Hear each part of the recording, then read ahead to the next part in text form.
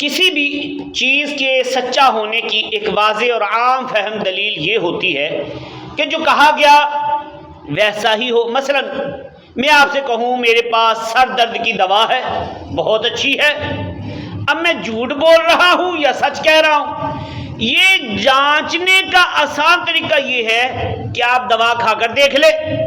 اگر سر درد ٹھیک ہو گیا تو ثابت ہو جائے گا کہ میں سچ کہہ رہا ہوں، اگر درد ٹھیک نہ ہوا تو میں خود بخود جھوٹا قرار پا جاؤں گا۔ اسلام الحمدللہ سچا دین ہے۔ اس کی واضح ترین نشانی یہ ہے کہ اسلام جو کہتا ہے ویسا ہی ہوتا ہے۔ مثلا قرآن پاک نے کہا نماز برائیوں سے روکتی ہے، آپ نمازیں پڑھ کر دیکھ لیں، آج بھی نماز برائیوں سے روک لیتی ہے۔ آپ سروے کر لیجئے، جو لوگ پانچوں نمازیں پابندی کے ساتھ پڑھتے ہیں ان کے کردار میں اور نماز نہ پڑھنے والوں کے کردار میں آپ کو واضح فرق دکھائی دے گا۔ اسلام کہتا ہے سود معاشیات کو تباہ کرتا ہے۔ دیکھ لیجئے سودی لین دین نے دنیا بھر میں معاشی بحران پیدا کر رکھا ہے۔ اسلام کہتا ہے تم اللہ پاک کے فرما بردار ہو جاؤ، تمہیں دنیا اور آخرت میں بلندیاں عطا کر دی جائیں گی۔ اس کی مثال ہمیں قرون اولا یعنی اسلام کی ابتدائی زبانوں میں واضح ملتی ہے۔ صحابہ کرام علیہ رضوان نے ان تعلیمات پر عمل کیا، 10 سال بھی نہیں گزرے تھے کہ وقت کی سپر پاور یعنی روم اور ایران کے تخت مسلمانوں کے قدموں کے نیچے تھے۔ سیدنا عمر بن عبد العزیز رضی اللہ تعالیٰ عنہ نے صرف 2.5 سال تک اسلامی تعلیمات کو نافذ کیا۔ حالات یہ ہو گئے تھے کہ آدمی زکوٰۃ دینے نکلتا تھا، لینے والا کوئی نہیں ملتا تھا۔ آج بھی اسلامی تعلیمات کا یہی اثر ہے۔ بندہ ان تعلیمات پر عمل کرنا شروع کر دے، دیکھتے ہی دیکھتے اس کی ترقی شروع ہو جاتی ہے۔ تو پتہ چلا قرآن پاک میں احادیث کریمہ میں جو کچھ فرمایا گیا ہے، جیسے فرمایا گیا ہے، جو کا تو ہوتا رہا ہے، آج بھی ہوتا ہے۔ یہ اس بات کی دلیل ہے کہ اسلام سچا دین ہے۔ آج سائنس کا دور ہے۔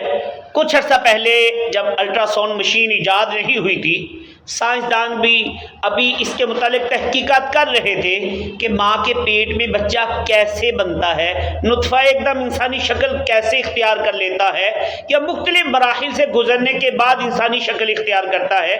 امریکہ کا ایک ڈاکٹر تھا، مارشل جونس غالباً اس کا نام تھا، وہ بھی اس تحقیقی ٹیم میں شامل تھا۔ ایک مرتبہ اس کی ایک مسلمان سے ملاقات ہوئی۔ ملاقات کے دوران مسلمان نے قرآن پاک کی یہ آیت مبارکہ ڈاکٹر کو سنائی۔ اللہ پاک فرماتا ہے وَقَدْ خَلَقَكُمْ أَطْوَارًا، سورہ نوح میں آیت نمبر 14، کہ حالانکہ اس نے تمہیں کئی حالتوں سے گزار کر بنایا۔ ڈاکٹر جونس جو کرسی پر بیٹھا ہوا تھا، اس نے یہ آیت سنی تو حیرانی میں یکدم کھڑا ہو گیا اور تعجب سے بولا یہ ناممکن ہے، قرآن میں ایسی آیت نہیں ہو سکتی۔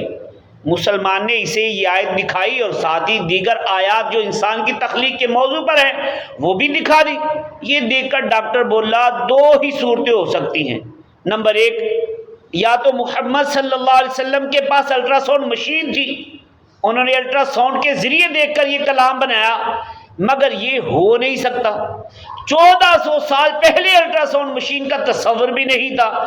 لہذا پھر دوسری صورت یہی ہے کہ کسی انسان کا نہیں بلکہ اللہ رب العالمین کا کلام ہے اور محمد صلی اللہ علیہ وسلم اللہ پاک کے سچے رسول ہیں۔ سبحان اللہ۔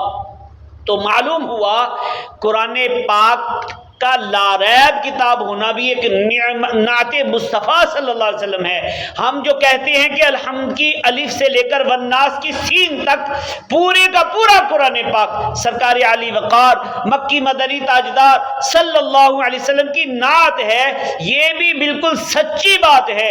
دیکھیے قرآن پاک کا ہر لفظ، ہر آیت، چاہے اس کا معنی کچھ بھی ہو، وہ صداقت مصطفیٰ صلی اللہ علیہ وسلم کی دلیل ہے یعنی قرآن پاک کی ہر آیت یہ بتا رہی ہے کہ صدق نے تجھ میں یہاں تک تو جگہ پائی ہے، کہہ نہیں سکتے الش کو بھی جو جھوٹا تیرا، یعنی یا رسول اللہ صلی اللہ علیہ وسلم آپ اس قدر سچے ہیں کہ آپ کے بچے ہوئے کھانے کو تبرک کہا جاتا ہے، جھوٹا بھی نہیں کہہ سکتے۔ تو اللہ پاک ہمیں سرکار دو عالم صلی اللہ علیہ وسلم سے پکی سچی محبت نصیب فرمائے۔ یہ سب شواہد ہیں، دلائل ہیں، یہی وہ واضح نشانی ہیں جو محبوب صلی اللہ علیہ وسلم کو عطا فرمائے دی گئی، قرآن پاک کی آیات ہوں یا سیرت مصطفیٰ صلی اللہ علیہ وسلم ہو، پیارے آقا صلی اللہ علیہ وسلم کی پیاری پیاری ادائیں ہوں یا مقدس ارشادات ہوں، سب باتیں اس بات کی واضح نشانیاں ہیں اور دلائل ہیں کہ اسلام سچا دین ہے۔ تو اسلام، قرآن، سیرت پاک کی ایک ایک ادا واضح دلیل ہے، اس کے باوجود لوگ اس کا انکار کیوں کرتے ہیں؟ اللہ پاک فرماتا ہے وما یکفر بها الا الفاسقون، اور ان کا انکار صرف نافرمان ہی کرتے ہیں۔ تو معلوم ہوا انکار کرنے والے صرف اور صرف فاسق ہیں۔ جو فاسق نہ ہو پھر قرآن کریم کی تلاوت کرے، سیرت پاک کا مطالعہ کرے، محبوب صلی اللہ علیہ وسلم کی اداؤں کے متعلق معلومات حاصل کرے، وہ ضرور ان کا قائل ہو جائے گا۔ اللہ پاک ہمیں سرکار دو عالم صلی اللہ علیہ وسلم سے پکی سچی محبت نصیب فرمائے، آمین بجاہ النبی الامین صلی اللہ علیہ وسلم۔